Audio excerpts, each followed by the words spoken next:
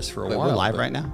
Yeah, we've been live. Oh, shit. Okay. Wait, what's up? Oh, Yeah, of course we're live. cool. That's the first rule when you're in front of a microphone. You got to always think it's hot. Kind of like a gun. It's always loaded. That's right. All right. Yeah. How you been? I've been good. I've been really good. How are you? Yeah. Good. Good. All right. Well, thanks for listening, everybody. Yeah, there you go. Podcast over. How's it going with Ollin? I love it. Yeah. It's a little too good.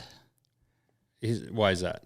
Because, well, obviously. He treats you too well. Yeah, he treats me very well. Yeah. The job's like this dream job. Yeah. And It's a good thing you didn't take the job when we were offering it to you.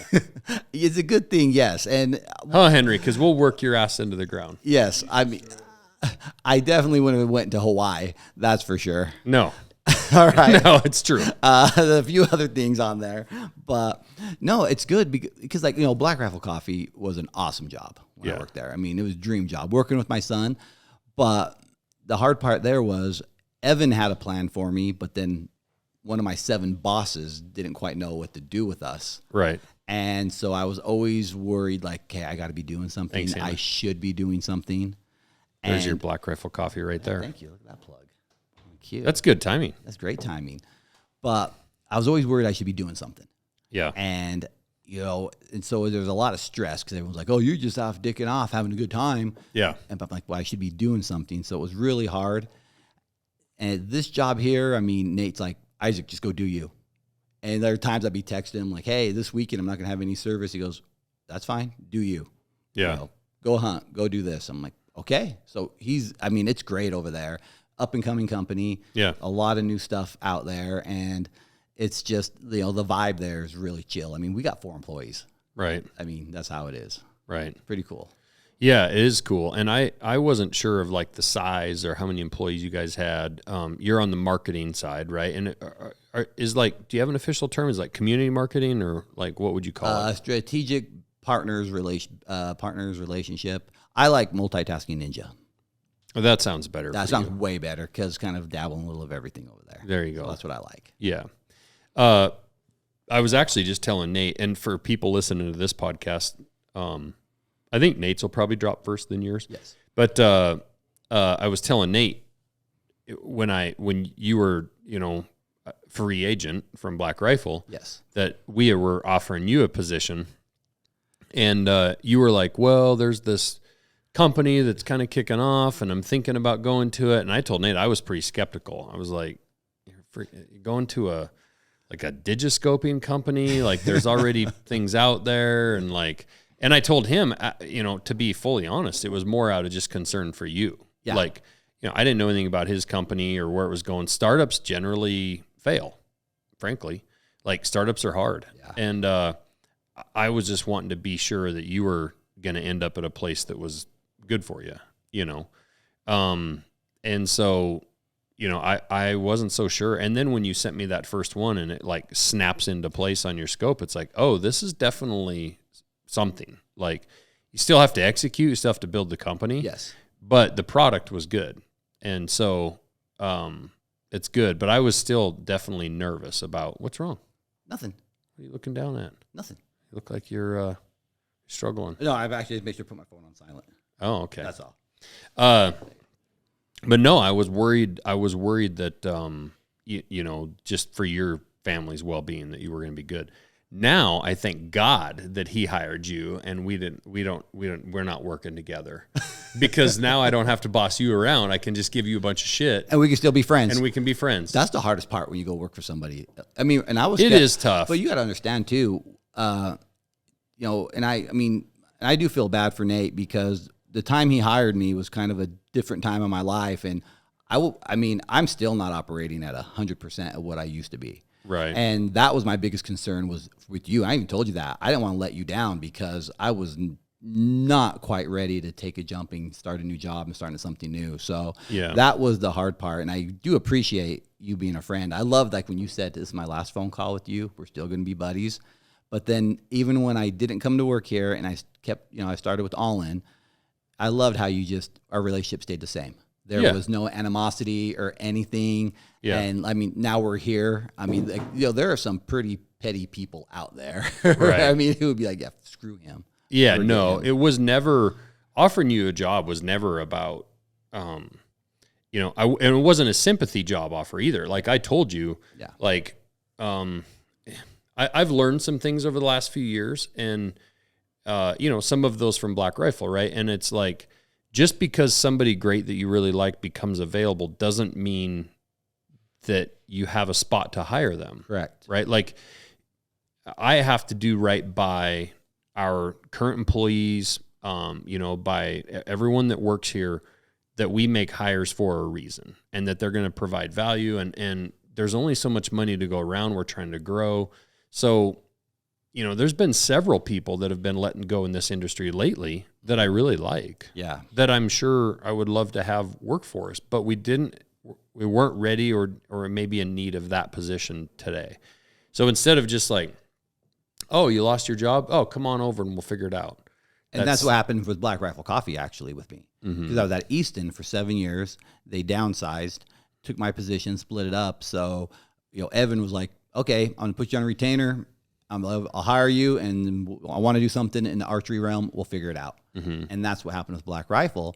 And I was there for about 3 years, and, he was, they were trying to figure out a spot for us in that.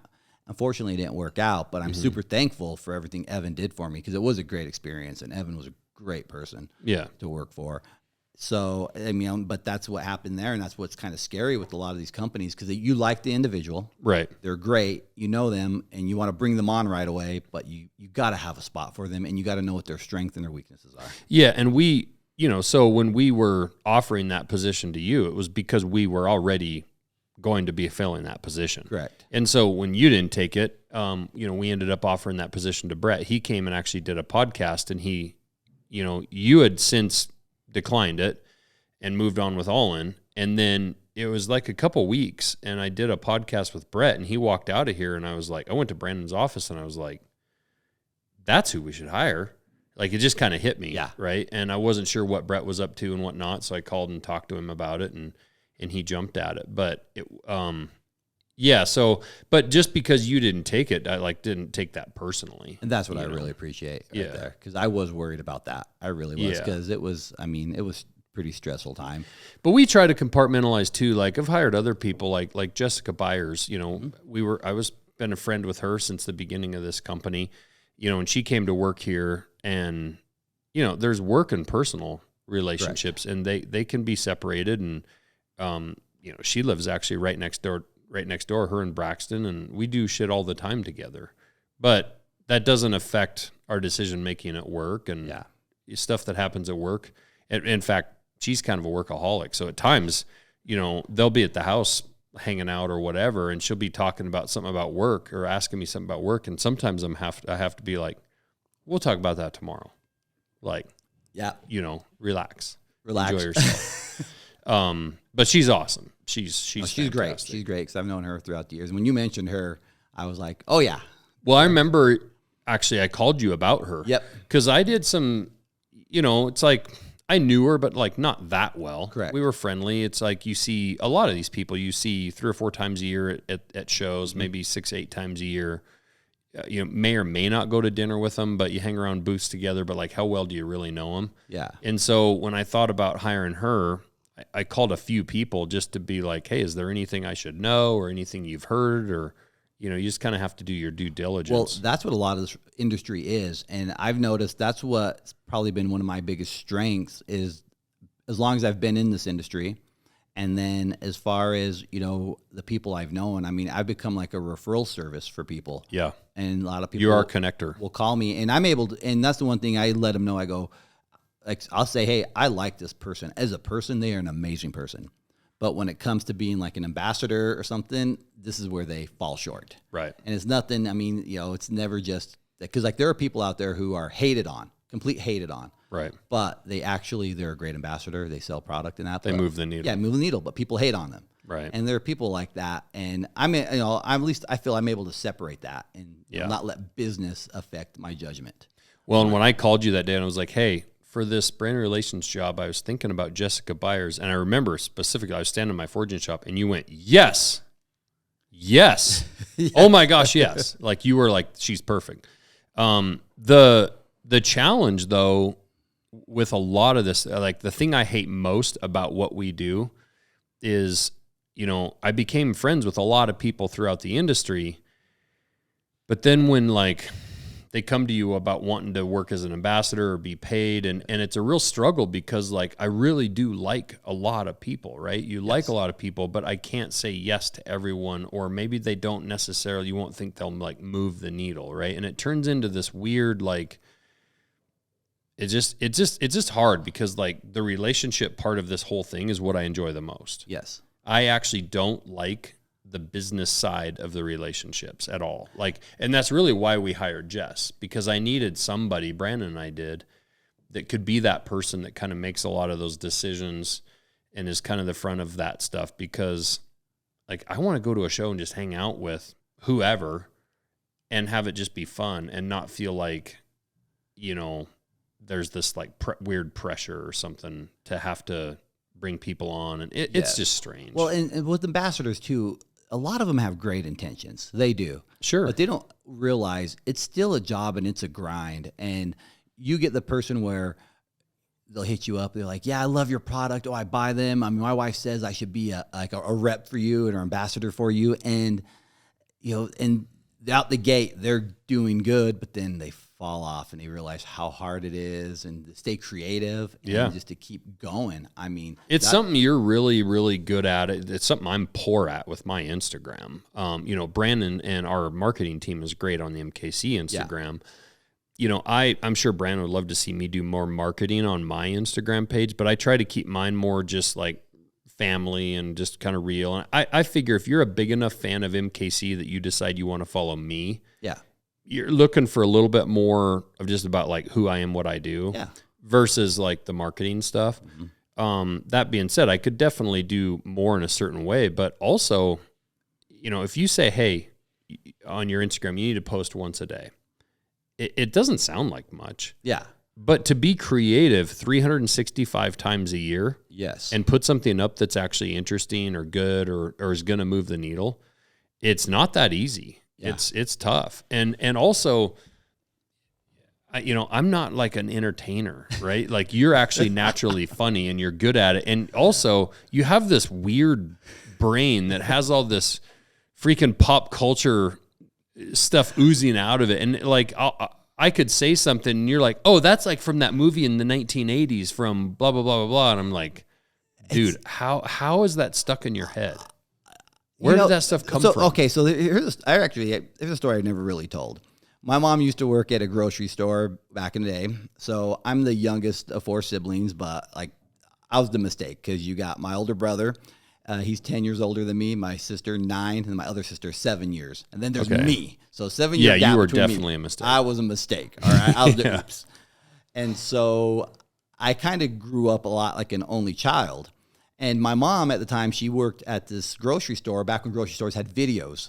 They called it the camera bar. They sold film and they had video rentals. And people would always, say tape was defective, want to get a new one for rental. So she would just bring home bags of movies and we had to watch them, to see, if they're defective. Yeah. And, some VCRs first started popping, mid 80s and that. Yeah. So I grew up kind of watching TV and that. And, usually in the wintertime, I was inside, didn't do much in the wintertime, but so I watched a lot of movies. And what's really sad, Josh, is I can meet somebody now and forget their name, but by God, I can remember a character in a movie from like years ago or a scene in a movie years ago. That's what I'm saying. Your recall in that way is incredible, but it's weird how the brain works that you can't remember a name, but like the stuff that you can recall is bonkers to me. Yeah, it's crazy. And or like even you'll see something and be like, oh, I know the perfect song for that video. Yes, I don't know. It's I call it my useless gift. Is what it is, and it's something. I mean, but here's the thing though. I can't force it because if you were to say, Isaac, hey, do something right now, like on the spot, I can't. I gotta be just hanging out. Got to kind of come to you. For instance, like when you sent so when I got the War Goat. Yeah. Like, oh, perfect. I got the thing for this. Yeah, that's a great example. The reel you did with the War Goat. Like, I don't know how you think of all that stuff. Well, and then I saw the one where you're, because it said, you're, what was it, strike first or something like that, your video that for the war go. Strike fast, yeah. Strike first. I'm like, oh, that's Karate Kid. Strike first, strike fast, no mercy. Cobra Kai. And I saw like, oh, I had to put that in there. Yeah. And then, the movie Machete, he has all the knives on him. I've been saving that reel for a minute. Yeah. But that's awesome. So like for my Instagram page, I just try to make it fun. Right. I want to for me, my Instagram page is a lot like a scrapbook, number one, for family and friend stuff. And then also, to just make things that are fun for people, to make them laugh, make somebody just laugh. Yeah. And connect. I have a very important question. Okay. For the industry. This is for everyone. Okay. This is a public service. Okay. How do you say your last name? Aleman. Aleman. Yep. Aleman, yeah. Okay, not Aleman. Yes, and there's a reason behind that. Why is that? So when I was first working in the industry. Aleman. Are you like Persian? Okay, hold on. Let me tell you the story here. Okay. So Aleman is actually how you say German in Spanish. Wait, it's how you say German? Yes. So the word German? Yeah, so if you Google the word how to say German in Spanish, it's Aleman. Oh. Basically, one of my ancestors from Germany came to Mexico and lived in Mexico, raised a family. They couldn't pronounce his name. They called him the German. Aleman. That's where the last name came from. Really? That's what I was told.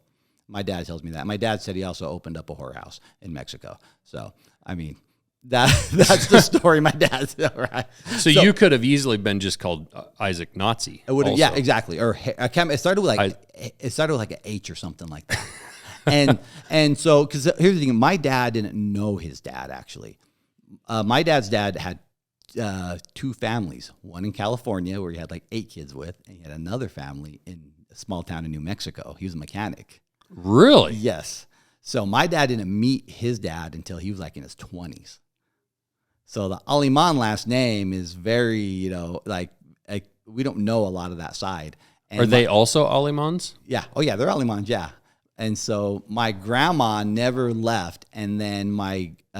When did grandma find out about this, or the grandmas, or like, did they know? I think the one in California knew when later on when my dad was in his 20s.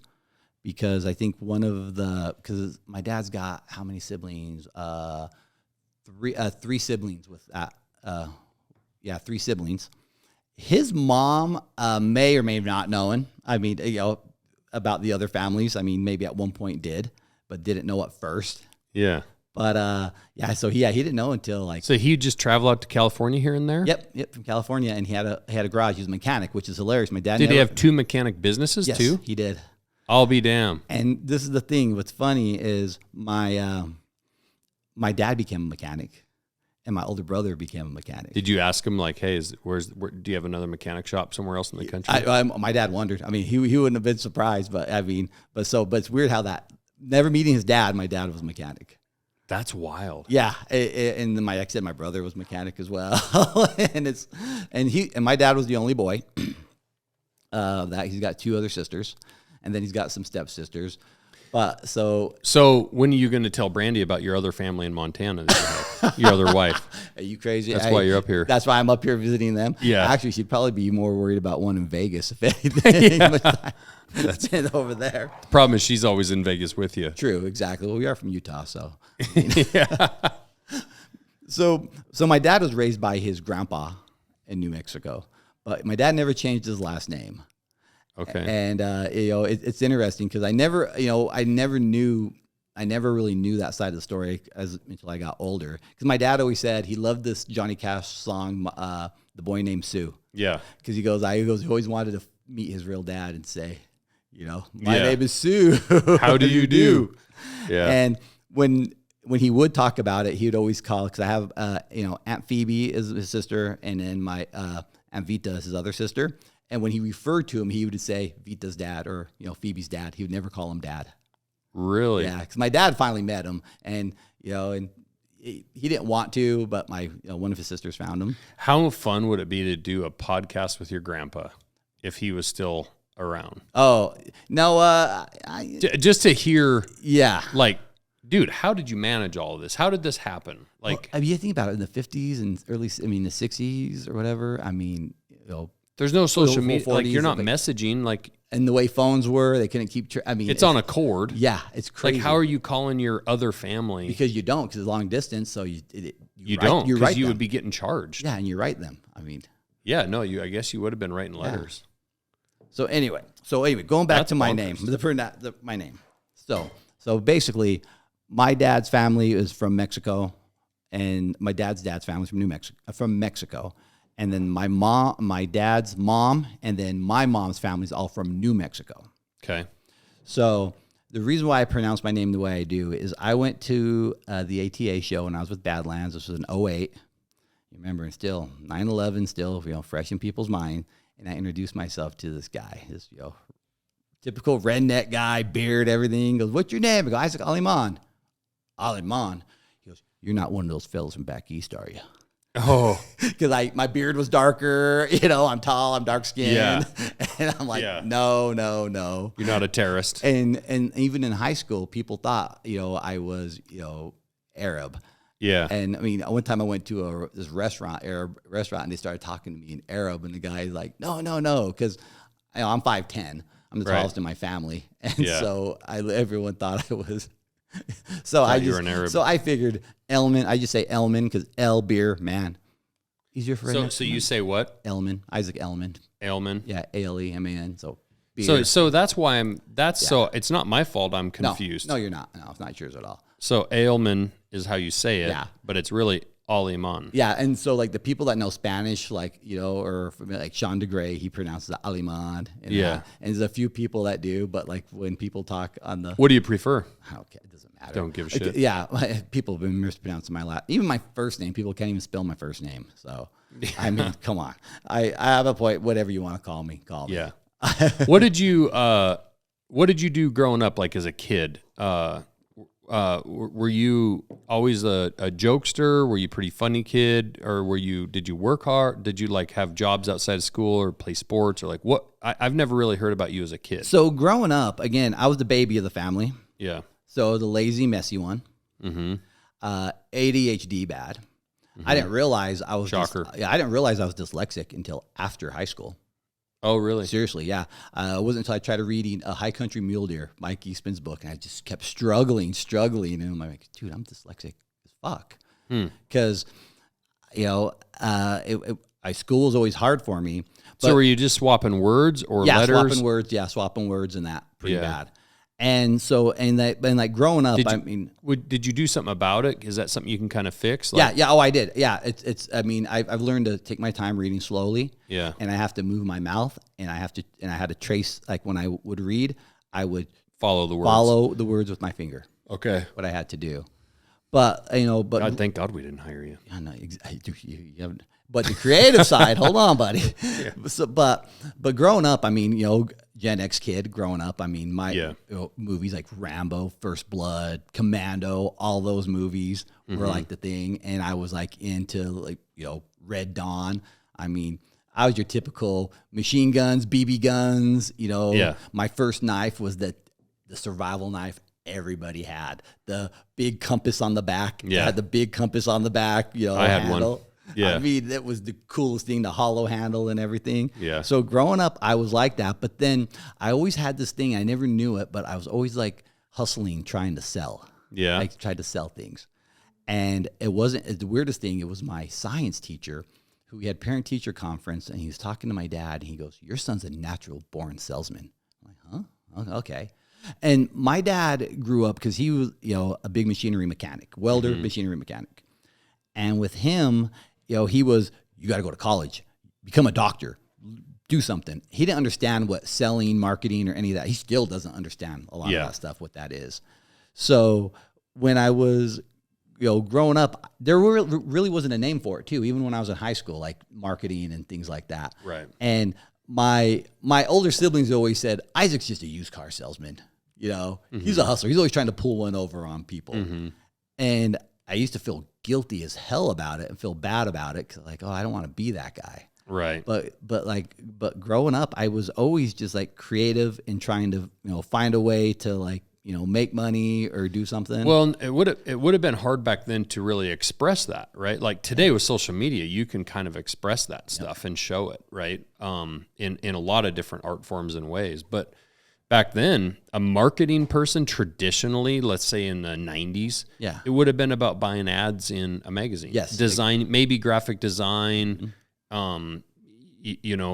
maybe making stuff for television, commercials, magazine stuff. So there wasn't, and that's all pretty heavily produced stuff. Like you can't really just play around with stuff. And like with Instagram, you can kick lots of little things out. Some work, some don't, but there's not a lot of ramifications for it. But if you design a big ad campaign and it flops, you're going to get a lot of questions from your employer. I mean, my first business that I remember trying to do when I was younger was night crawlers.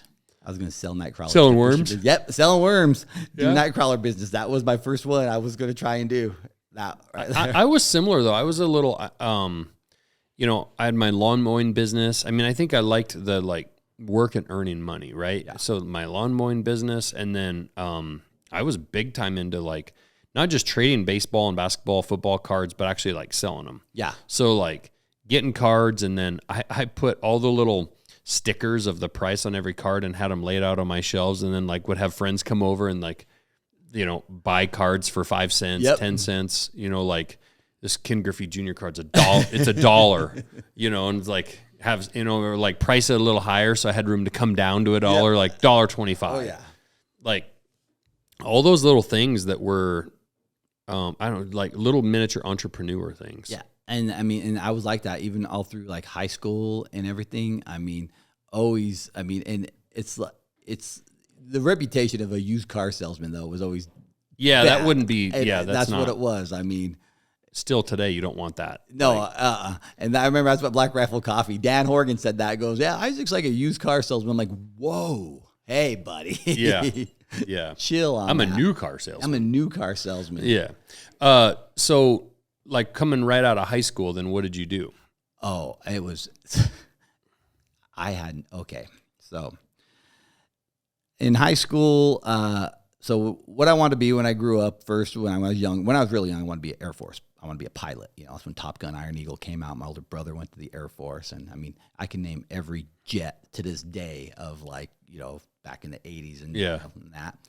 Then high school kicked in, and of course, went through puberty, and girls were the most important thing. Mm-hmm. I played sports, but still girls was everything. And so graduating high school, which I look back, I'm amazed because I'm embarrassed to say, but I graduated with probably an 8th grade level of education. Yeah. I had this one, I guess you got secretary or whatever, my high school. When she saw me after high school, she goes, you were like the real Ferris Bueller. You had everybody, fooled. Everyone loved you, and you got to do whatever you wanted to do. But I saw through it. Yeah. and because I schmoozed my way through high school. Sure. And so the only skill I graduated with was type. I took type class. Okay. On a regular typewriter, I was close to 100 words a minute on a regular typewriter because where were the girls? Mm-hmm. Type class. Yeah. And then if you took it in 8th grade, you could retake the same class in 9th grade and get a credit for it. So I'm like, easy A, girls. Yeah. I was able to type. So when I graduated high school, my dad got me a job working he worked at a gold mine up in Utah. Utah had a gold mine called Barrick Merker Gold Mine. Mm-hmm. And they had an internship for guys for the summertime. And I remember I was 18. And I was spoiled out of all the kids. I was the baby in the family, so I was spoiled. And I'll never forget, my dad goes, here, got you a job, $8.50 an hour. And I'm looking, I'm like, Dad, this is all day. This is 8 hours a day, 5 days a week. He goes, yeah, you need to get a job. I'm like, why? He goes, well, what are you going to do? I go, I was going to get a season pass to the water park and hang out and get a part-time job. He's like, no, you need to get a job. And I was so mad at him for that. I remember. And I look back now, I'm like, Jesus. Yeah. So had you met Brandy yet? Nope. Didn't meet Brandy yet. Actually, I did meet Brandy. Wrong. I met Brandy when I was in high school. Okay. I met her at a nightclub for 18-year-olds. Okay. Yeah, and I met her at the club, but then didn't see her again for a long time. But so I worked that summer with him, and I remember coming back just, Pops, this isn't for me. Yeah.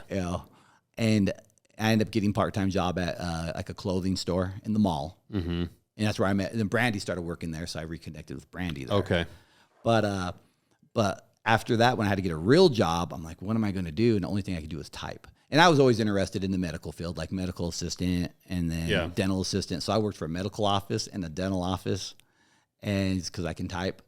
And then I ended up doing a loan officer for a mortgage company. And then I got stuck at the state for 9 years. I worked for the state of Utah because I had a family, benefits. Yep. Worked 9 years for the state. And when Brandy finally got a job, Brandy worked for the mortgage industry, and it crashed in 2008. So she ended up going to the state. I'm like, you got benefits. Peace. I'm out. And I jumped ship, and I went to Easton for a little while, and then went to Badlands. Yeah. And that's where I met this guy, everybody. Yeah. Well, backing up to when did you meet Brandy and then end up having Melissa? Okay. So I met Brandy after I turned 18. There's an 18 and older club. And which is funny. In Utah. I mean, it was, 18 and older, no alcohol. Yeah. And it was funny is my best friend at the time knew her, but I didn't know. I didn't know her. Brandy and I went to high school together. Yeah. But the thing is, she got pregnant in high school, and at the time I didn't know. So I meet her at this nightclub. We're having a great time. I asked my friend, "Who's that girl you're talking to?" He goes, "That's Brandy.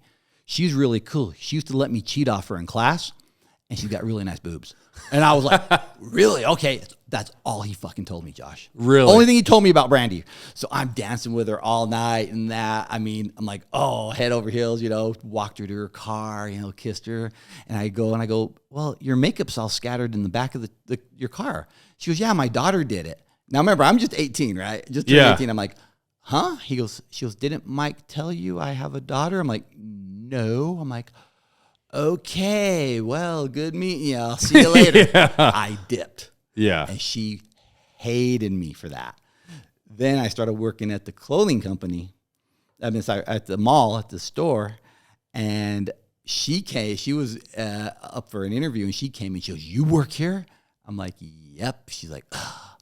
And she hated my ass. Really? She said out of all the guys she ever met, I was the worst about having a kid. Really? Yes.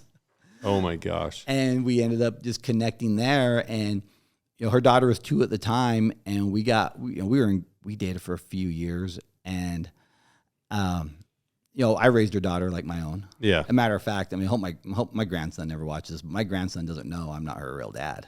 Oh, really? Yeah. So like my grandson, he told like everybody in school, I'm a quarter Mexican.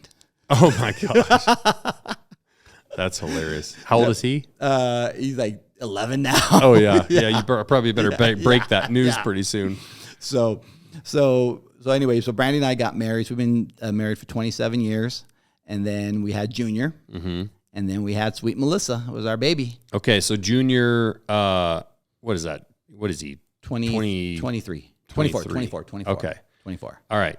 Had Junior, and I bet he was a little chunk of a baby. He was, yeah. So yeah. He was 8 pounds, 9 ounces. Okay. No, not chunk of a baby, like 8 pound baby. Yeah. Your kid's full, Yeah, ours were all 10. Yeah. Yeah. But Junior, he's what a good kid he is. You guys did an awesome job raising him. Thank you. Yeah. He I've always said that, like I've complimented him a few times just on like how good of a brother he was to Melissa, and just how good of he's just a solid human. He is an amazing human. He's really good. My oldest daughter, Shaylin, I don't know if you met her, but I think I have. Great. I just don't know her well. My son-in-law is great, but they got the 2 kids, and they're living that travel baseball life. Right. So that's why you don't see him as much. Before they had kids, my son-in-law was always around too. People knew him a bit, but Junior, I have to say, my daughter, for Shaylin, not being biologically mine, she acts a lot like me.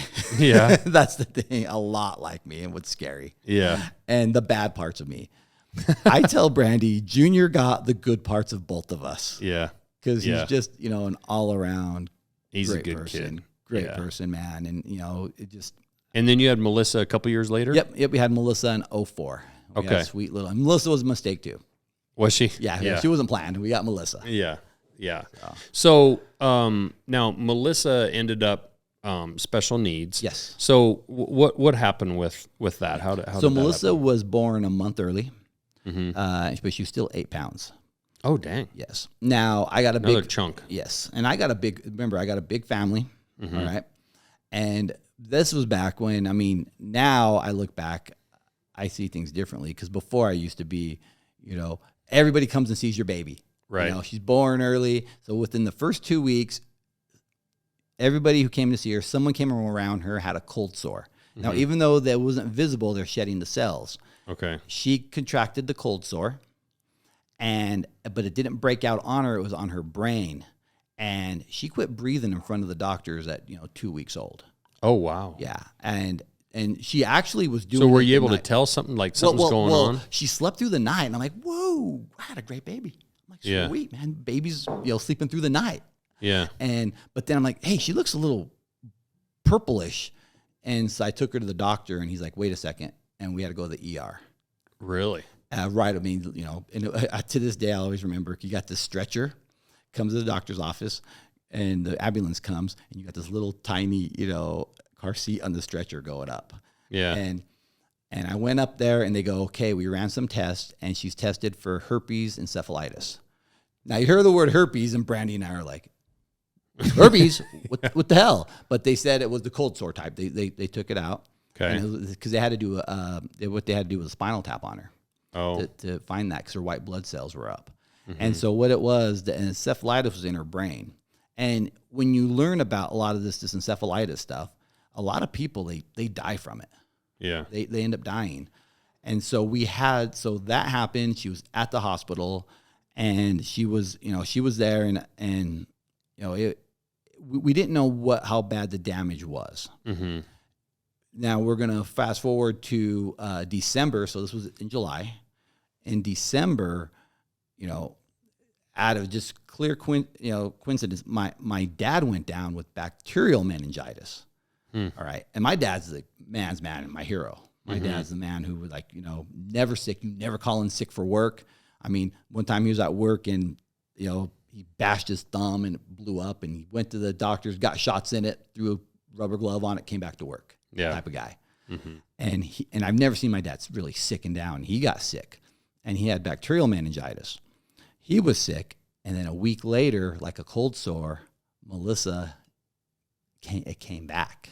Oh, really? And it was scary. That's what did the most damage to Melissa. And it damaged the part of her brain where, a lot of the functions were. And the thing about the brain, and especially these children and these kids, when they're little, you don't know what the effect's going to be when they come, as they grow up. Right. And with Melissa, she started suffering from seizures because the brain's trying to rewire itself. And it was a struggle to try to get that right. And then especially when she went through puberty, hormones and the brain's trying to rewire itself there again. Yeah. And we didn't know what extent it was. We didn't know if she was going to be, what type of function she was going to have. Right. To them, she just could have just been almost, not, I don't want to say brain dead, but just there. Right. And, we didn't know if she was going to walk, what she was going to communicate, talk, smile. We had no idea. We just had to go on with the years. And life expectation, we thought maybe, they told us maybe, this kid's last till 12. Really? Yeah, because what happened was we had to get her a feeding tube because we're feeding her, regular baby food. But they explained to us, they go, for her to eat and swallow food, she's burning so many calories. They called it failure to thrive is what it was. When she was probably 3-ish, and she was real skinny, so we had to get a feeding tube. And when you see hear the word feeding tube, they put a little thing in the stomach, and you have to give them formula and that. And that you don't want to do it, but that changed things. That really helped her out. Mm-hmm. And then but her seizures were the worst thing that we had to deal with for a while. And what's funny is Melissa actually was keto before keto was cool. Yeah. They put her on a formula diet with her seizures, and it helped. Mm-hmm. It did help them. So yeah. Well, I've told Junior like to he led a lot different life as a child growing up because of Melissa's situation. Oh yeah. And a lot of kids wouldn't handle that all the way that he did. A lot of kids could be resentful. Yeah. You guys weren't necessarily free to go and do things like normal families do it. Oh, no. I mean, that's why Vegas is a joke, because everyone kind of goes, why you guys always go to Vegas? Well, because number one, we were struggling, young family struggling. Right. And traveling was hard, but 5 hour, 6 hour drive from Salt Lake to Vegas. Vegas was cheap. Go to the Excalibur at the swimming pool. Mm-hmm. And then go walk the strip with all the lights and all the stuff. I mean, you talk to my kids; they loved their childhood. They absolutely loved it. I mean, they wouldn't change anything. Like my son, he felt he never missed out at all. Right. Yeah. No. He and obviously you still did a good job of getting him out hunting and doing some things. That was important. And the reason, what happened there, and that's where I give Brandy. I really appreciate Brandy for this, because when Melissa got sick, as a parent, both of you start to focus all on her, everything on her. Right. And, my oldest daughter, she was going through the teenage stuff already. So that was just rough, and teenage girls. Yeah. And my son was in preschool, and we didn't realize it, but he fell so far behind in school and learning. Mm. And I remember when he came to kindergarten, I mean, everybody was at a first grade level, and he was not at a kindergarten reading level. Mm-hmm. And Brandy said, never again. Yeah. Never again. She goes, you worry. I'm worrying about Melissa's well-being. You focus on him, And so I always told people, Brandy takes care of Melissa. Mm-hmm. I take care of Brandy, and the other kids. Yeah. And you say that, but also I remember, the amount of countless nights that, you were up all night sitting there with Melissa, and a lot of the stuff that you did, obviously it wasn't just Brandy, but the both of you. No, yeah, it was the both of us. Well, again, but I did all the fun stuff. What went into the decision to never,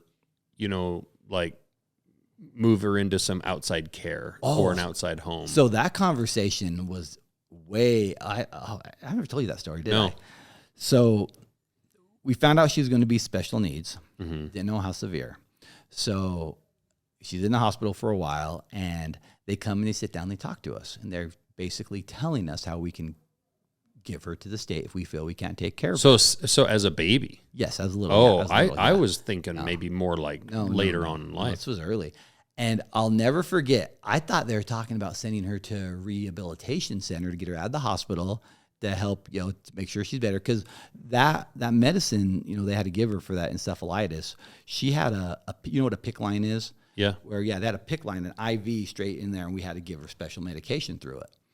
And it was, it was going to be like a month or more to always put that through her. So I'll never forget, they're talking to us, and I'm like, so then she'll be there, and then we could come and just grab her. They're like, well, she could come home for visits. I couldn't comprehend, Josh, what they were telling me. I'm like, huh? I was so confused, but I'm like, wait, I give her to you guys, and we're that's it, and we could come and visit her when we want. And that's a lot of what it was. And really, yeah. And it's so weird that I see why. I understand why they offer it, mm-hmm. because it does break my heart seeing the patience you got to have for a special needs kid, man, it's hard. Yeah.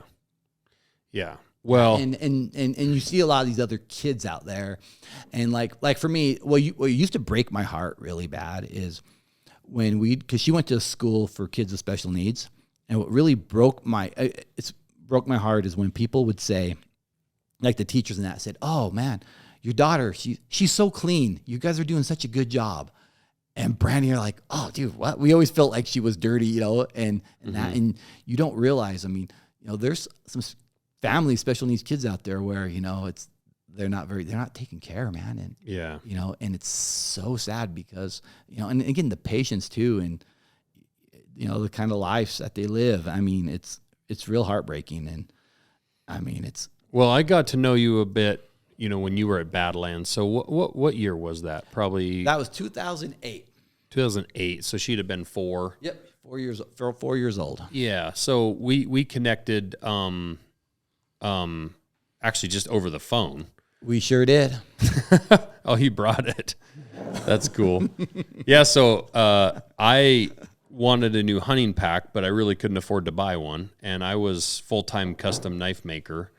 And, I think a buddy of mine had a Badlands pack. Okay. And I had I'm telling like a piece of shit, like Walmart pack, right? Yeah. Like the worst, just a sack essentially.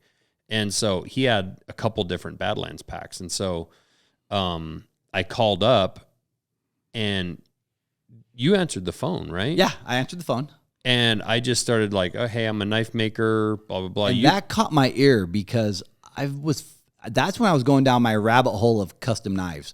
Because again, growing up, the Rambo knife made by Jimmy Lyle was like the knife.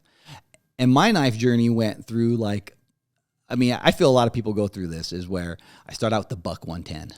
Yeah. The Buck 112, you know, those were the knife. Everybody had the Buck 1. Well, first it was the old timer, the old timer pocket knife. Yep. Buck 110. Then I found out about Gerber. Gerber had the knives. And then it became, you know, then Benchmade was like the cool knives, right? But I loved Randall knives. Yeah. So, and I did all this deep dive on the Randall and everything. I loved Randall knives. That was my thing. Yep. And I thought that was the greatest knife in the world. So when you called me and you said custom knife maker, I'm like, no way. Yeah. This is it. Cause I've always just loved knives. My brother and I, we've just fascinated with them. Yeah. And when you said you wanted to do a trade I'm like, yes. And I happened to find, that's my very first shed I ever found. Yeah. That's super cool. Cause I was hoping to just maybe trade for a pack or something, and you were kind enough to say yes. And so Yes. You sent me a couple packs, and the best part is, everyone, Josh called me up, and he introduced himself, and he told me how he was the youngest master bladesmith. Yeah. And I'm like, all right, cool. And I don't remember, but you even sent me photocopies of yourself in Blade magazine. Did I? Yes. Yeah. Oh my God. You sent me like a little resume of really? Yes. Well, I definitely wanted you to not decline me on those packs. So you sent me, and I will never forget, they were photocopies. I'm like, all right, guys, youngest blade. But I didn't realize how cool. I'll be honest, I didn't know until I was at Black Rifle and I met the other blade guys that how important master bladesmith was. Yeah. I was like, oh, you're a master? Oh, cool. Little certificate you probably got. All right, cool. Yeah. I had no clue how important that was. Yeah. Until then, but I'll never forget you sent me all these little things. Well, yeah, it was cool, and so we connected there a bit, and then over the years later, I started MKC and we reconnected. But what I was getting at there was, and then I think somehow probably over the time found you on Facebook or something. Cause I saw it's not like a phone call, you sent me packs and then we didn't see each other's stuff at all. I think it was probably through Facebook cause there was no Instagram back then. But over the years I saw how you took care of Melissa, you and Brandy. Yes. And so I watched and just learned, about you. And, I also had, Demi was born in 2004 too. Yeah. So the same age. Oh, okay. Yeah. And so, to be honest, I'm raising these kids and they're healthy and we're doing all these things. And I remember several times just watching your guys' struggle and having so much respect for how hard it is to be a parent of a special needs kid, and the way, and I've told you several times, just the way that you guys definitely could have chosen the home path at some point for her to let someone else take some of that burden. Because it gets harder, like you say, through puberty and as she became more of adult age, and her symptoms got worse. You guys just never, never seemed to waver. Like you guys were just solid, and the amount of work that you guys did. And I know financially it was tough and just everything about it was hard. I also saw, like, as we got to know each other years later, well, in 2020 is when we kind of reconnected during COVID. And that's when I launched Montana Knife Company. Yep. And you just happened to be at the very first TAC that we went to in Big Sky. And that was literally the day Brandon launched our website. Yep. And I'm not sure how we connected right before that, but you knew I was coming. Yeah, so what it was is Aaron Snyder, it was an Instagram, posted a picture of him and I in Colorado. And you hit me up. You go, you're the same Isaac from Facebook that used to work at Badlands. Yeah. And I go, that's me. And you said, let's meet up. I want to talk to you. I want to talk to you about this thing I'm doing. I want to pick your brain. I want to finally meet you and everything. Yep. So when Jess and I went to Big Sky, we knew absolutely nobody. We had had a few connections kind of set up through, we had gone to Winter Strong that February before. So like a couple people had said like, hey, go to, Big Chino's tent, meet JP. I hadn't met him yet. He'll introduce you to a few people. Yep. And so we knew nobody except you. And then, Jess and I went up on the mountain and shot, and we ran into up on the mountain Donnie Drake and Jessica Byers, and they were super kind and let us shoot with them. But, that's when we really reconnected for real. And, I saw like the challenges that was for you, that you had to go to an event and put on this fun, happy, smiley face, but also you're worrying about being gone and Melissa having seizures and about the struggles it was to even be away from home. Oh, yeah. Even that far away, because there were times you went to events or were trying to go to events and then she'd end up in the hospital. Yes. And, I think a lot of people didn't realize the struggle that was going on in the back of your mind while at those events. The guilt. Mm-hmm. The guilt was unreal. The guilt was so unreal. And I want to thank you still, because one of my favorite stories is, I remember she was in the hospital, and I just posted on Instagram, sushi recommendations for Salt Lake. Anybody have any? And remember, you called, and you said, which one are you staying at? I'm DoorDashing you some sushi. Yeah. I'll never forget that, man. That was so great when you did that for me. I appreciate that. Well, things like that. Pretty easy for me to do. And I just remember thinking like, man, if it just provides you a smile, or if you just know that there's people out there that cared about you. That was the, I get emotional about it, but no, it is. No, it's good. But you just needed to know, or I wanted to make sure you knew how many people like absolutely cared about you in the industry. And what's cool, another thing is, there's some people that never knew about, for a while there, people didn't know about her. Mm-hmm. Because when, before, I don't know how many years ago it was, but Hush wanted to do a fundraiser for their movie night at a Western Hunt Expo, and they wanted the proceeds to go to Primary Children's. Mm-hmm. And that's where they asked if they had another kid there, and they asked about Melissa, and they did a short video of Melissa. And when they showed it, and I remember Ryan Callahan from Meat Eater, I saw him and a few other guys, from the industry. Like, I never knew Isaac. I had no idea. Mm-hmm. They go, because like some of those guys don't follow me on social media, so they never knew. Right. And then I always laughed at the people to where there are a few guys that are, because my personality is kind of hard to take sometimes. And one guy goes, Isaac, you're such an asshole. But then I see you with your daughter, and I'm like, God, you're a good guy. Yeah. Well, and you told me that's where you got, good at doing a lot of your videos and a lot of your stuff, because you were sitting around with Melissa. Yes.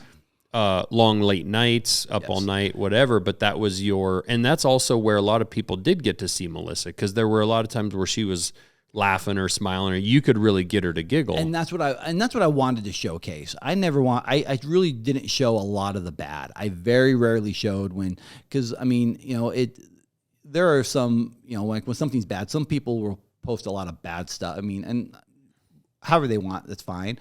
But I never wanted to put anything negative on there. I wanted to show people the fun side of having a special needs child, and just, and for her, really, it was not planned, because like I was telling you, I was horrible on camera. I used to do these things, little interviews and that back then when I was working for Badlands at Easton, and I was so bad. I'm like, I got to get comfortable in front of the camera. Mm-hmm. And, how Melissa, Yeah. And so I'd always video me and Melissa together, and that's how people got to know her. Yeah. In fact, on her death certificate, we have listed occupation social media influencer. Oh my gosh, that's awesome. That's what we have listed on there. That's cool. Well, yeah, when she passed away, she was 18, and she the outpouring of support that you had in the industry was really, really cool. Because she was put on hospice, and anybody out there that has somebody on hospice, you have to do first off, you got to get the paperwork for a DNR, do not resuscitate. Mm-hmm. And that affected my wife in ways I never imagined. Mm-hmm. And that's where I remember we were talking. She was, Isaac, what do you think? I'm like, Brandy, you carried her. Mm-hmm. You know, you gave birth to her. I will back you on any decision you have. Mm-hmm. I honestly have because again, if she passes, they could bring her back, but then it was her lungs that were failing. Mm-hmm. And yeah, they could bring her back, but then her lungs still aren't going to work. Yeah. But you have to make that decision to let them die. Mm-hmm. And I'll never forget that paperwork was extremely hard. And then they wanted us to do the whole funeral and all that. And we're like, no. And we did not plan for it. I honest to God thought I had at least 2 more years with her or more. And you had been kind of told before, had false alarms, right? And dude, cry wolf so many times. Mm-hmm. I mean, as a matter of fact, that August, right before my limited entry LCONT, mm-hmm. she was at one hospital, because what they would do is they gave us respite stays, mm-hmm. where Brandy and I could have some time away just together. So we, like once a month for 5 days, we could take her to the hospital, mm-hmm. Primary Children's Hospital in Riverton, mm-hmm. take her there, leave her there, and the nurse would take care of her, so we go do something. Mm-hmm. Well, she was there, and she kind of came down with I think it was a UTI, and I'll remember we got the phone call at like 3 a.m. saying, hey, her blood pressure's down. We have to life flight her to the main hospital. Now we're life flighting her in a helicopter. I'm like, okay, I'm on my way. They're like, well, no, wait. We will call you when we land, and she'll be in intensive care. So I get up there. I roll up in there. I'm so worried, scared. No bullshit. I walk in, and I even got a video where I remember the meme was the thing next to you is a pain in the ass, and it's her smiling. Yeah. I'm like, Melissa. I mean, she would drop to like almost, we think we're losing her. There were a couple times we've had a family over to say goodbye. Mm-hmm. And, oh no, she perked back up. Yeah. Next day. Yeah. Unreal. I mean, yeah. So it's understandable at the end to maybe not be fully prepared, thinking that, this is just another one of those moments. I remember that week so vividly, because I remember the hospice doctor came over and the nurses, and I'm like, because, she hasn't went, she didn't poop or pee for a few days. Her breathing was real shallow and real congested. I'm like, she's got a UTI, so she needs a catheter, a deep suction, antibiotic. 5 days, she'll be fine. That's what she needs. And I walked out of the room, told the doctors that, because I'm a doctor by now. I know. Yeah. And the doctors just told Brandy, just keep her here, keep her comfortable, and didn't think anything of it. Yeah. And like for me, because like again, during the day she'd be like that, but at nights she would, sometimes perk up and do something. Matter of fact, that's why I started my the Isaac 5-minute podcast. Things, all my edits and everything I would do would be in the room with her. Yeah. So that's, people said, bring back the 5-minute podcast, and it's been hard. Yeah. Yeah. Yeah. It's understandable. Because, being in that, being in that room, because we had her bed in there, and then we had another bed in there, and I'd hang out there with her all the time. Mm-hmm.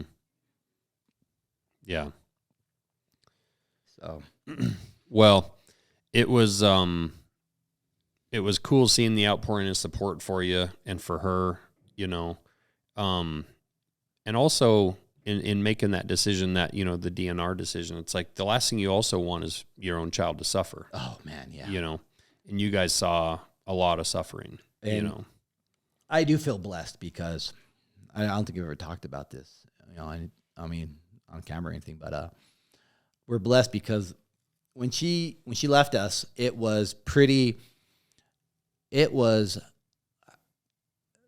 in a way perfect and poetic because it happened all within 48 hours. Mm-hmm. And that Sunday, I remember that Sunday, I went ice fishing, and I told my son, "Hey, come over and do a fish fry." And she slept through the whole day. She was sleeping a lot. And Junior came over, and we were cooking, did everything. And right before he left, she woke up smiling and laughing. Mm-hmm. And, and she saw him and everything. He kissed her and everything. And then we had a big snowstorm on Wednesday, and I happened to FaceTime my mom and, my oldest daughter with her. Mm-hmm. And she was talking and everything. And then that Thursday night, that's when things started going down, and she ended up passing that Friday. Mm-hmm. But she went so peacefully, Josh. Yeah. It really was. It was not what I expected. They said, because when someone passes, it could be pretty bad. Mm-hmm. And honest to God, was just a little poof. Mm-hmm. And she passed. And it was real peaceful. That's good. Yep. Well, what we ended up doing that fall was going on an elk hunt. Yes. And we had our grand opening, and the industry had a huge outpouring of support for you guys, and a GoFundMe and a bunch of that. The Hush guys put that together. And what was really neat, sometimes our industry tends to, have its little factions, right? And people that have rivalries here and there and whatnot. And the industry as a whole came out and really supported that. And it really spoke to what you meant to so many different people, competitors, right? Yeah. Bow brands and pack brands and you name it, right? Different people that have maybe issues with each other, but everybody came together to support you. And, one of those people, Gary, called me, and he was like, seeing everything that we had been sharing and whatnot, and wanted to donate an elk hunt and auction it off or whatnot. And you had kind of talked to me, and you're like, how do I get people to stop giving money? We're good now. And this speaks a lot to your character and your personality and whatnot, but you just I felt guilty. Yeah, but it's the only way that people can support, because it's a helpless feeling watching a friend go through that, And I told Gary, I'm like, to be honest, I don't know that Isaac really needs that, but I think what he needs is an elk hunt, and just to get back out in the field. Because I was concerned, and, you had even mentioned that, you're having a hard time wanting to be motivated to get out in the field. You'd gone hunting the year before, but you'd kind of been out in the field with this level of guilt because Melissa was back home. And I remember you even telling me, you were worried that, were you even going to want to hunt again or get out in the field? And so during our grand opening, we gave that to you, and Gary did, and we went down and we filmed it, and it ended up just being an absolute blast. It was so much fun. Yeah. I can't explain the feeling. It was so cool. It was really cool. And I was already down in New Mexico on a hunt of my own on a different spot. And so Hank flew down to Salt Lake, and because we needed to get Hank down there, because you were going to hunt, and then Hank was going to hunt, or you guys were going to hunt together, I guess. And but I needed to get Hank to New Mexico, so we flew to Salt Lake. And Uncle Isaac's always been good to Hank since before Hank was actually shorter than you. Yes. And so Hank rode down, and Henry rode down with you, and it was pretty funny, the stories of Hank riding along with Uncle Isaac and all the stuff that you were saying to him. And the rap music. Yeah. The best part was when I told Hank, I'll never forget, go, "Hey, Hank, what's it like having a hot stepmom? What do your friends think?" He goes, "I know." That's funny. The other one, tell people about how you told him how he got tall. Oh, so yes. Actually, we were at Total Archery Challenge. We're hanging out with Soreneck's booth. So there's, it was Bert, Brandon Lilly's there, a bunch of people are there in the industry. We're just hanging out quiet. And how old was Hank? That was 2021, I gotta be. So he'd probably be about 13. And he's in there talking, hanging out with all these guys and talking about, I'm tall, and I'm almost as tall as my dad now, and going on. I go, Hank, you know why you're growing so fast? He goes, why? I go, well, it's because you play with your pee-pee too much. It makes you grow. And the guys busted out laughing, and he turned bright red and got quiet. Yeah. That's it hilarious. Was so funny. But I remember Lucas was there from Grizzly Ford. Lucas goes, exactly. Look. He raised his hand. Yeah. Well, and then Hank drove down there with you. He was a brand new driver, and you had him do some tall mountain pass driving. Yes, there's this pass, Monarch. I think it's Monarch Pass in Colorado. I mean, it's a pretty steep incline and drop. And I remember he's driving. I'm there with the music blasting hip hop because, your son does not listen to hip hop. No. So I'm playing some crazy hip hop music, telling him, trying to get him to dance and everything. And then when we were driving down, we finally got down to where it's flat. He goes, my hands are all sweaty. And I look and his knuckles are all white. I'm like, dude, I go, why didn't you say something? Yeah, brand new driver. He didn't. Yeah. But the thing I really admire about your son now is I was there talking to him like, yeah, you're young, man. So you should have like a lot of girlfriends, dude. Like, just don't settle down. Go have a girlfriend at every school. And he's like, no. I'm like, why not? I'm like, come on, dude. Go ahead and be a little player. Hey, it's okay. And you want to know what he told me? What's that? He goes, I treat girls the way I want guys to treat my sister. Yeah. And I was like, motherfucker, God, I felt like an ass now. I felt so bad. But I'm like, damn, that is an answer. Yeah. And he was honest to God. I mean, barely 16 at the time, and he's talking like that, Josh? Yeah. That's impressive. He's a good kid. He's a really good kid. So we got down there, and then you were up first on the elk hunt, and we tagged along with you, and you ended up killing a hell of a bull with your bow. Yes. That was awesome. My second bull. Yeah. Yep. And it was just the way it worked out with Gary and the sunsets and just the landscape, and it's so weird. I got to give it to Henry for capturing that, but I didn't realize how that first sunrise was going to affect me. I didn't. It's the weirdest feeling in the world because it popped up, and I just remember going, whoa, getting this emotion on me, and just taking it in and just stop. Because, there's, I was talking to my son, I talked to people. There's a quote that I absolutely hate, but I've kind of learned to adapt to it. Nothing lasts forever. I hate that, but it's true. I mean, nothing lasts forever. And I'm at the point now where it's like, yes, nothing lasts forever. Enjoy the moment. Learn to enjoy the moment. Because all my life, I'm worrying about something else. Like, okay, this, and no matter what I'm doing, I'm focused on what's next or what I got to do next or something. Yeah. And so I'm totally enjoying the moment. Yeah. Which has backfired on me from last year because now my house and my lawn have went to hell. But it's something, and being in New Mexico, just the sunsets, the sunrises, and the whole thing was pretty emotional. Well, and just having Melissa on your mind and knowing she was there with you, and it was just it was really, really special. And then Hank got to hunt after you. Yeah. It was cool you guys getting to hunt together.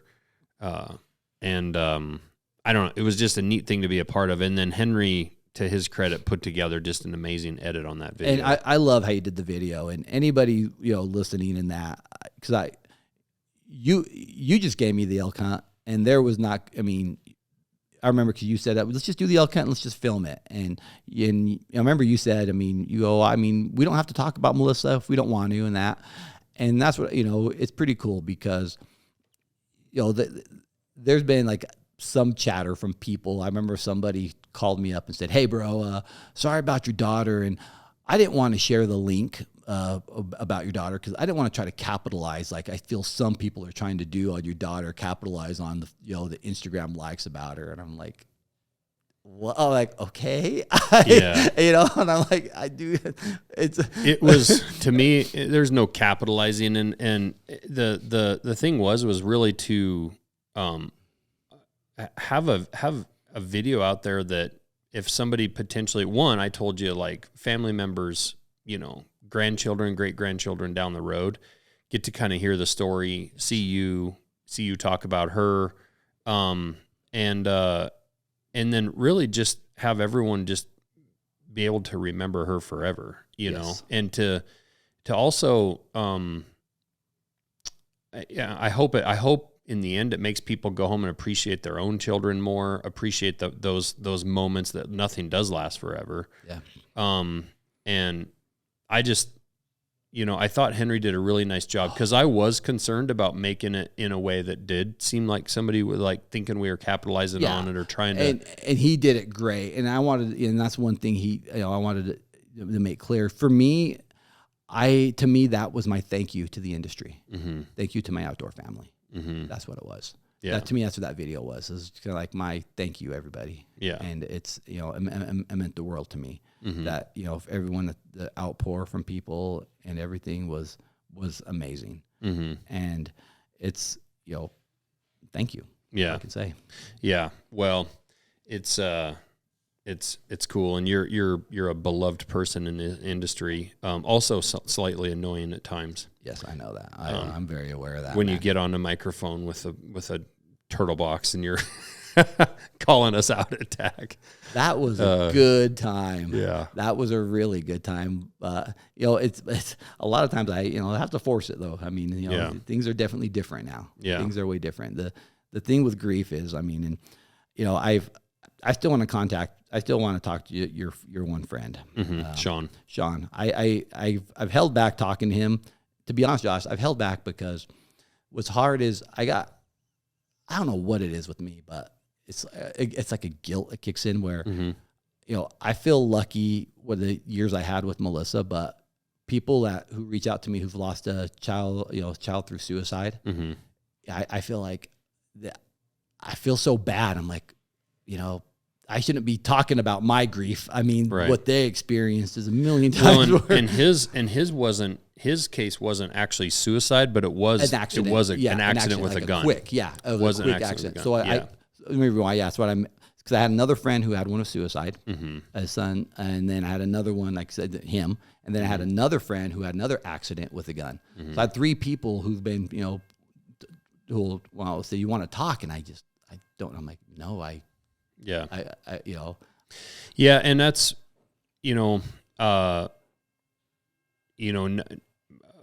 a lot of us, fortunately, are not in the position to have lost a child, right? But it like Sean, it took him years to want to talk to anybody, but he does, there's different ways of dealing with it, right? And there's different circumstances. There's circumstances like you had with Melissa, where it was a really long process and special needs and all that. And then there's you just get a phone call. The blast, yeah. And just the blast, yeah, that we all worry about with all of our kids. And dealing with the grief and making sure that we're looking out for each other after the GoFundMe's are over and the hunts are over and there's years left, right? And checking in. But then also, there's plenty of times we get together, see each other, and we don't talk about it too. And it's not something we beat over the head, but we do have to watch out for each other. Well, you've been great. You've been really great. I mean, especially everything you have going on too. You're so busy, everything you have going on, and you've been really good at reaching out to me. And I do apologize for that one night. Oh yeah, don't. And I mean, don't even talk about that. We can. I'm fine with it. I mean, because it's something. I mean, it was something that happened, and but it happens, and I appreciate that. Yeah. Well, I mean, and again, if anybody going through it, I mean, this was months after. I mean, quick story. I had a late night where, let's just say I took an Ambien and I text Josh a real sad message. And didn't know I did. I woke up to a concerning text. Yes. For sure. And I'll never forget when you called me and holy shit. But the thing about grief is, I mean, it creeps up on you and you don't expect it. And I remember I was in her room, in that extra bed, and I was just, on there, and I could not sleep. I'm like, forget, I'm going to take a sleeping pill, right? Mm-hmm. And it was just, and you've always been one of the key people I've talked to about, because like some of people, I'm a guy. I mean, you don't want to bother people, right? But there's a select few people who I keep a regular contact with, and I mean, when she was passing, you were probably number 3 on the list who I let know. Mm-hmm. And so that's where, I text you, and I really appreciate you looking out, being very concerned for me and everything, and and then having again, like Russ check on me. Yeah, I mean, really that was really good. I mean, yeah, it was just having a friend that's local that could go to your house and check on you, and I think people do need to we are guys, and we do tend to not say the hard thing or tend to avoid the sad topics or whatever. But, if you spot something and you're in a position where you can't really help because I couldn't from here, if you have a chance to, call somebody that's close and say, hey, go to his house and check on him. Yeah. And a lot of times that's what it is. If you have somebody, that's one thing I tell, like if somebody's struggling with anything, it's so cool when you just pop in and say, hey, how you doing? Or let's go get lunch, or let's go do something. Right. It's amazing because, you could get in your own head so easily about grief, and it definitely does change you, and it changes a lot about you. And, losing a child, it's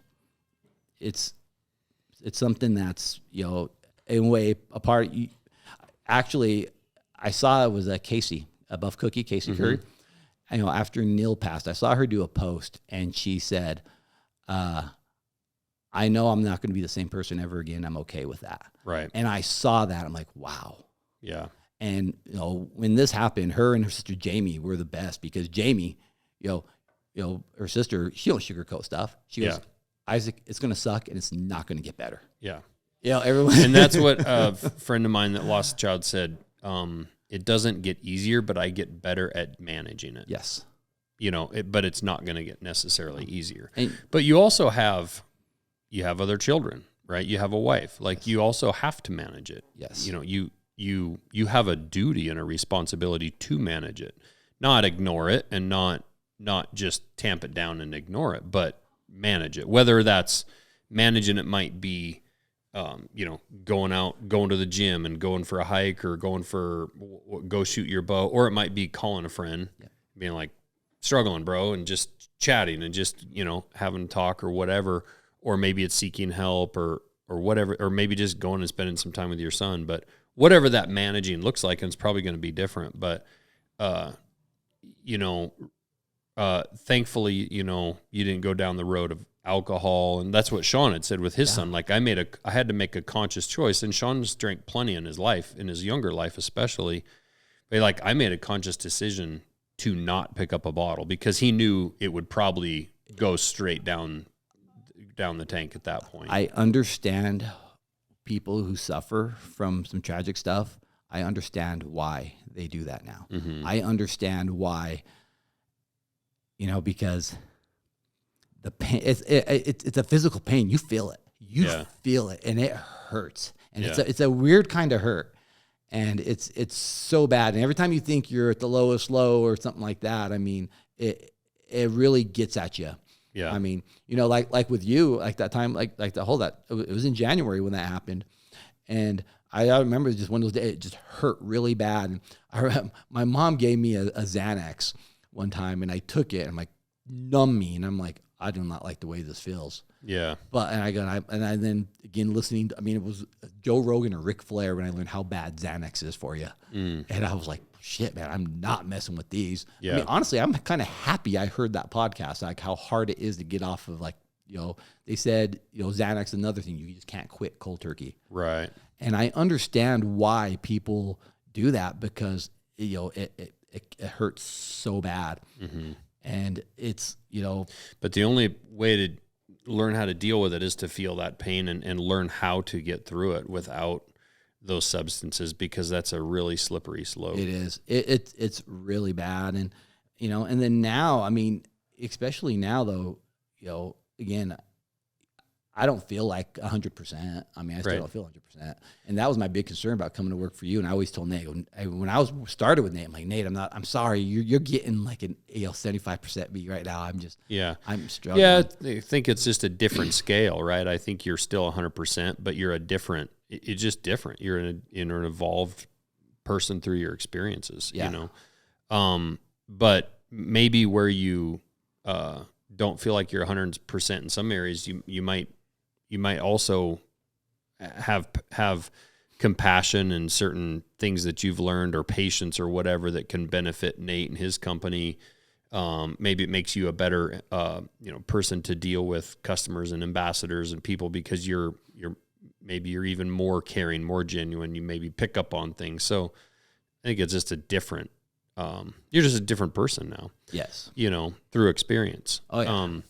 But I think it's, just the normal course that everyone has to find their own way. Like I think it would be beneficial talking to Sean, but I also, and Sean would be the first one to say, he's also not going to be able to tell you how to get through it or how to deal with it either. Just having a common, bond, and maybe there's a couple little tips or things that he's done or whatever, but everyone's going to be different, Yeah, everything. Because Sean knows another friend that lost a child, and the guy hasn't spoken about it one time since it happened. Yeah. I mean, just completely hasn't talked about it. And and Brandy and I talk, we're talking, sometimes I worry I talk about it too much. Mm-hmm. I start talking about it too much. And a lot of it is more, and I'm not talking about the dreadful, the sadness, just talking about her and the good stuff. And I feel like sometimes I talk about it too much. And that's what makes it hard. And yeah, but we all talk about our children. Yeah. So just because she's passed away, why would you stop talking about her? And, right. Like, if she was still here, you would still be talking about her, so, I think that's healthy. And also it's a challenge. My cousin that lost his son, I don't talk to them a lot, but they, the challenges with them is they dealt with it differently. Right. One person wants to post on Instagram every thought and everything, yes. Right? Cause that's her outlet yes. of emotion. Yes. And making sure I think that people haven't forgot about him. Yes. And then, the other side of that is maybe doesn't want to talk about it at all. Yeah. And so, I think that's also a challenge for people of just, and again, no one's right or wrong. It's their own way of how they need to deal with it. Yeah. And like a lot of times you're sitting there and I mean, you think you're fine. Everyone thinks you're fine and things go back to normal, but you're not. I mean, right. I mean, I've actually, believe it or not, I mean, I've lost some friends through this journey mm-hmm. because they got butthurt over something. Right. I mean, seriously. I mean, one of my worst days is like, again, that I text you that night, right? Mm-hmm. And then you had Russ come and check on me. I'm like, oh, I'm such a, I was embarrassed. I was more embarrassed than anything. Sure. That I did that. That same day, I had somebody very close to me actually call me and tell me how they go. Somebody called me and say, yeah, you know what? They were butthurt because I didn't share their deer they shot. I didn't share it to Instagram. And yeah. They actually called me and said, I feel you're not happy for me and my success. Yeah. And I was like, dude, you know what Melissa meant. You've met Melissa. And seriously, that was the thing. And called me up butthurt and had the audacity to say that to me. Yeah. And to him, he just, this person sees me as Happy Isaac on Instagram, doing my thing, around. Inside people get caught up in their own worlds. I had a Mike Gerst on my podcast here, and he's an ER doc, and he was talking about, doctors being late all the time. You make an 11 o'clock appointment, yeah. And they come walking in at 11:30, right? And he had to, in the emergency room, declare a child dead from an accident, and he spent a little bit extra time with the family, and then had to walk across the hall mm-hmm. and walk into another room. And this gal was in there for like a sprained ankle or broken ankle yeah. or whatever. And she was furious and basically chewing his ass out. And he says he never, ever had really done this before, but he said basically kind of lost it. And yeah. he was like, I just had to declare a child dead. And I decided to spend a few extra minutes with that family. Yeah. And she said to him, well, that's not my problem. Oh, wow. Right. So the point yeah. is like people, they get caught in their own little worlds. They do. It's their thing. And that's what's hard. And like for me, I mean, there's certain people, out there, friends and family, who I've probably butted heads with the last year. But I was like, just give me a year, please. Right. Just give me a year.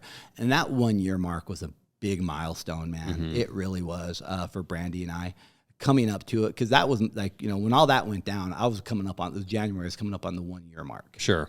And I just remember just, that happening, being embarrassed and receiving that phone call. I remember after I got a phone call, I snapped on him in a way that I don't remember what I said. I was just screaming, so mad. And Junior was home, and thank God he calmed me down, because I probably would have went and fought him if I could have. Yeah. And so, it's just, but you're right. People get caught up, and also people have their own demons and their own things they're dealing with too. Well, and I don't know if it was you or Sean, I think, that had said, those there's different dates on the calendar that are hard, right? The 1 year anniversary, or birth dates, or Christmas, or Thanksgiving, or whatever, right? And it was either you or him that had said, it's really not the day, it's the anticipation and build up to the day. Yes. Right? It's like, oh, her birthday's in 10 days. Oh, it's 9 days. And it's, I think it may have been him that said, but once you get to that day, it's almost a relief because you made it. Yes. And then even can maybe celebrate it a little bit. But, it's such a long buildup to some of those dates, and so there again, like, with it only being a year, all of those things are happening for the first time, so learning how to process them and get past them, and learning the things that work and don't work. And like with people too, even though they may seem fine, everything's fine on the outside, inside, they're probably still struggling. Yeah. And I guess the kind of the point of this is like, maybe be just a little, and I'll take this advice myself, a little more patient with just people in general, because, man, you just don't know. Yeah. Like, maybe that person tailgating you on the interstate that's trying to get around you is heading to the nursing home to say goodbye to their grandma. Yeah. Like, maybe they actually do need to go somewhere fast. Yeah, cut the people some slack. Some of it, people are also in their own world. They don't mean any harm by it. Right. But, just cut people some slack. You don't know who's on the verge of divorce, or, just found out their teen is pregnant, or, a grandchild is sick, or, everyone is dealing with a little bit of something. There's varying levels and degrees to it, but almost everyone has someone in their family with cancer, or, some health issue going on, or fight with their spouse, or whatever it is. Like, every family has a little bit of something. And so if everybody could just be a little bit more patient with each other. Exactly. And that's what it comes down to. Yeah. Because going through something like this is a pain in the butt. But well, I'm glad you're, taking the steps every single day to, not move past it, but live with it and be able to also thrive in your new position. And glad you and Brandy are doing good. Really glad Ollin's doing well. Yeah. It's pretty. I'm glad that. How was that talk with Nate? It was good. It was good. Like I say, I told him I was a doubter. Not really a doubter, but He's like, he's like 33 years old too. I think he's 16. Yeah, no kidding, right? Seriously, I was so concerned about working for someone older than me, Josh. Younger than me. I was like, it's still really hard to do. Yeah, you're basically working for your son. Yeah, really, because everybody around is younger. Yeah. So I went and shot tack. This last tack I shot with Evan, for just me, Junior, and Evan. Yeah. And I was like, it's so cool to hang out with someone like my own age. Yeah. Wow, this is neat. Yeah. Well, it'd be cool if we figure out some ways to work together. It'd be fun if we can figure that out and maybe do a different podcast down the road about that would be fun. Some of that. And hope we get a chance to do some more hunting together. And you got a good kid and a good wife, and you're a good dude. So thank you, man. I appreciate it. Really appreciate you coming up and doing this. You've been a good, true friend, and even through all the stuff you're doing in that, I love, you still have time to give me a call and check on me in that, and you're a really good friend. I appreciate it. Well, I appreciate it. You've been very, very good to us from day one in the industry before we ever were anybody. You're always a connector and a door opener, and you seem to know everyone in the industry. Isaac, one of the advice that he gave me is no hot girls. The chicks with big boobs don't sell. That was like one of the very first things. Isaac's like, don't be going out and hiring a bunch of hot girls. Exactly. It's kind of funny. But anyway, it's fun. It's fun. You're always a good time, and really do appreciate your friendship. I appreciate you. So, to be clear, are you mad at me? Oh my God. But that's why I have to call you so I don't get those texts. For everyone listening, to annoy Josh, just, I know he's busy, and if I don't hear from him, I'll just shoot him a text. Are you mad at me? And one time he called me up. He goes, "Are we 13 years old? What is this?" Yeah. God, that whole thing, it drives me crazy. And I the thing is I've gotten it from other people, like, for real. I know. And it pisses me off because I'm like, I have buddies like that I went to high school with or whatever, and I'll go 6-8 months not hear from them, and then just out of the blue, like my buddy Josie will text me, just like I'll just get a text and it'll just say like, "I'm pooping," and it's just like, he just like, just thinking of you, But when we do see each other or connect or whatever, we just like right where we left off.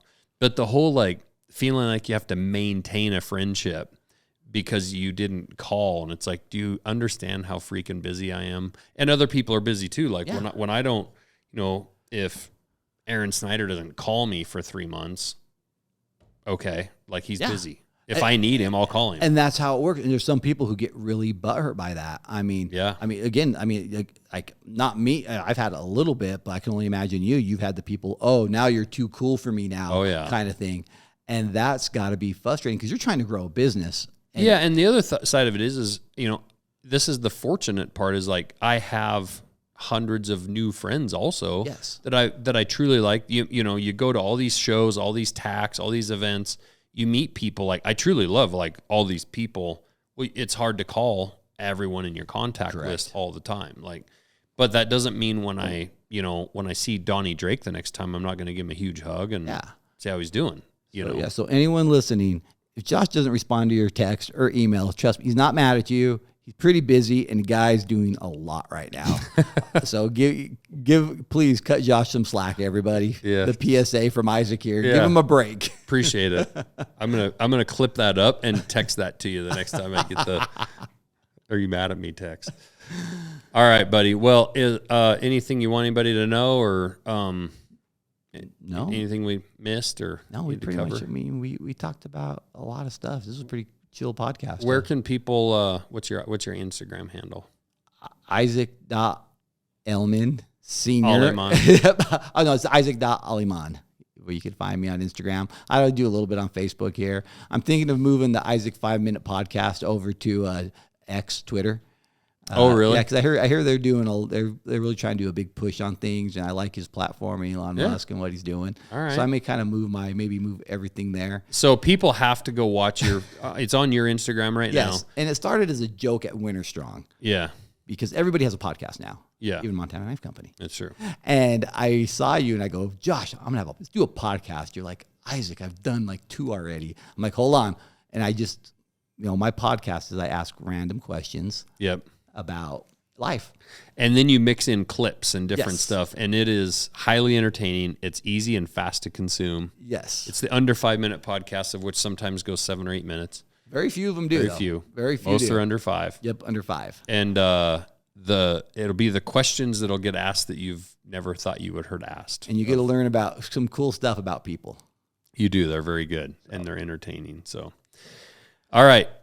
Check out Ollin, the digiscoping attachment and all the stuff. There's some really cool stuff. They were showing me some prototype stuff they're working on. So there's some really neat stuff coming on that.